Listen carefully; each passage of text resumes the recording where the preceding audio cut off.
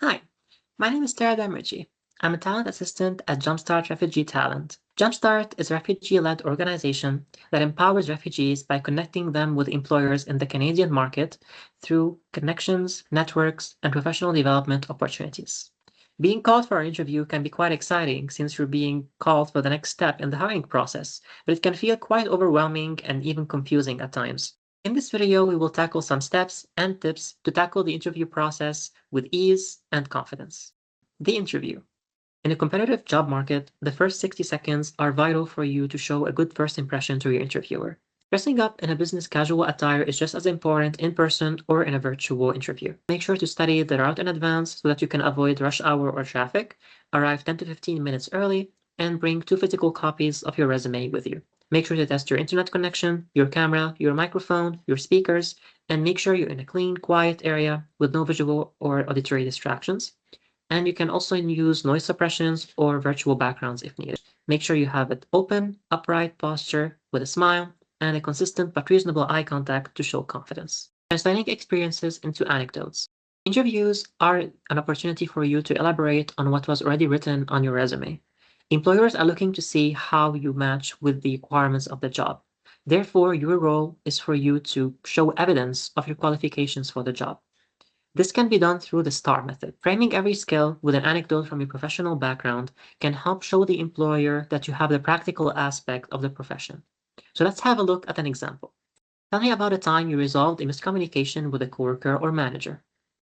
A STAR method answer emphasizes the following: situation, task, action, and result. The situation in this example: my team was falling behind on a major project because my colleagues misunderstood who was responsible for a section of the report. The task: I needed to identify the problem to submit the project proposal on time. Action: I organized an immediate meeting to discuss the progress of the work and created a shared Google document to track it. Result: we finished the project on time and strengthened the team cohesion. Communicating your strength involves your academic, professional, and volunteering experiences, your projects, your awards, your skills.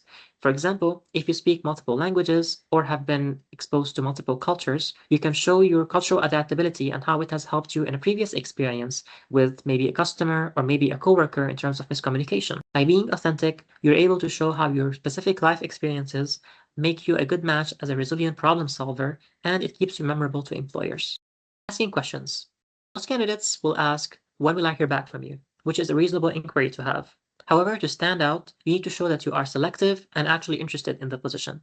This can be done by asking questions, for example, related to the company, like, what is the team's biggest priority for the next 6 months? Or questions that clarify on information that has been mentioned during the interview, which would demonstrate active listening as well. Like, you mentioned the company is moving towards more digital client support. How would my role contribute to this transition? Post-interview steps. Sending a thank you email within 24 to 48 hours can leave a good impression and keep you on the radar of the hiring manager. Keep it brief, thank them for their time, and mention one specific thing that you enjoy discussing with them. It shows your interest and professionalism. An example of an email could be putting in "thank you" in the subject line, the name of the position with the introvert interview, and your name. Then putting in "Dear interviewer name, thank you for your time to speak with me today about the job title position.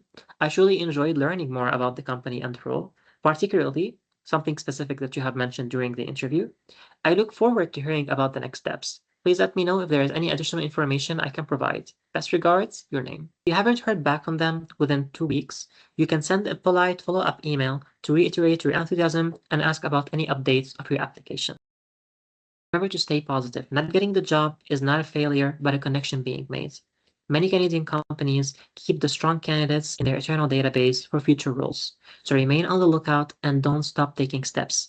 Every interview is an opportunity for you to sharpen your skills and to be one step closer to your right fit. You've worked hard to get here, so be patient with the process and yourself, and be proud of every progress. We hope this video helps you be more confident in your interviews.